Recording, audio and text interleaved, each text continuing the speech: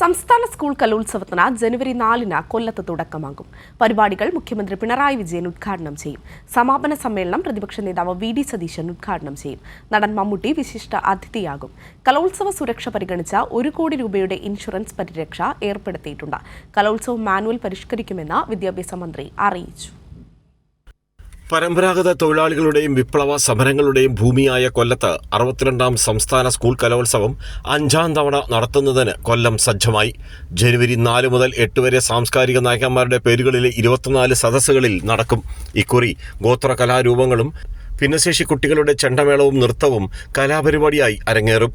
അടുത്ത കലോത്സവത്തിൽ മത്സര ഇനങ്ങളിൽ ഉൾപ്പെടുത്താൻ മാനുവൽ പരിഷ്കരിക്കുന്നത് സർക്കാർ ആലോചിക്കുമെന്ന് മന്ത്രി ശിവൻകുട്ടി പറഞ്ഞു. 2024 ജനുവരി മാസം 4 രാവിലെ 9 ആശ്രാമം മൈതാനത്ത് പൊതുവിദ്യാഭ്യാസ ഡയറക്ടർ പതാക ഉയർത്തുന്നതാണ്. തുടർന്ന് പ്രധാന വേദിയിൽ ദൃശ്യവിസ്മയം അരങ്ങേറും. കൃത്യം 10 മണിക്ക് തന്നെ ബഹുമാനപ്പെട്ട കേരള മുഖ്യമന്ത്രി ശ്രീ പിണറായി വിജയൻ ഔപചാരികമായി ഉദ്ഘാടനം ചെയ്യും. അടുത്ത വർഷം മുതൽ കലകൾ മത്സരത്തിൻ്റെ ഇനമാക്കുന്ന കാര്യം ഗവൺമെൻറ്റിൻ്റെ സജീവ പരിഗണനയിലാണ്. ദൃശ്യവിസ്മയത്തിൽ ഇതുകൂടാതെ ഭിന്നശേഷി കുട്ടികൾ അത് ആദ്യമായിട്ടാണ്. കൊല്ലത്തിന്റെ ആതിഥേയം മനോഹരമാക്കുമെന്ന് മന്ത്രി കെ എൻ ബാലഗോപാലും പറഞ്ഞു. കൊല്ലം ഇതിന് ആതിഥ്യം വരുക എന്ന് പറയുമ്പോൾ എല്ലാ കാര്യങ്ങളും പൂർണ്ണമായി നന്നായി നടത്താൻ വേണ്ടിയിട്ടുള്ള ശ്രമമാണ് നമ്മൾ നടത്തുന്നത്.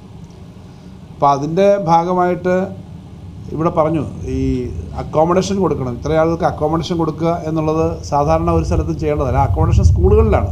വരുന്ന ആളുകളെ റിസീവ് ചെയ്യുന്നത് 3-ാം തീയതി തൊട്ടാണ് ആളുകൾ വരിക. വരുന്ന ആളുകളെ റിസീവ് ചെയ്യുന്നതിന് റെയിൽവേ സ്റ്റേഷനിലും ബസ് സ്റ്റാൻഡിലും, അതല്ലാതെ സ്വന്തം വാഹനങ്ങൾ, സ്കൂളുകൾ അവരുടെ വാഹനങ്ങളിലൊക്കെ ആയിരിക്കും വരിക പലപ്പോഴും. അപ്പോൾ അവരെല്ലാം റിസീവ് ചെയ്യുന്നതിനുള്ള പരിപാടികൾ വന്നിട്ടുണ്ട്. നടി ആശാ ശരത്തിന്റെ നൃത്തവിസ്മയം ഉണ്ടാകും.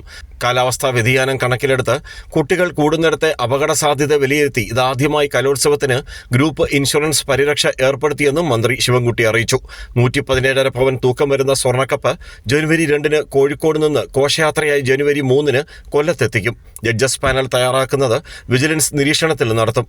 കൊല്ലം mayor Prasanna Ernest, PC Vishnunath MLA തുടങ്ങിയവർ പങ്കെടുത്തു. രാജ്കുമാർ, കൈരളി ന്യൂസ്, കൊല്ലം.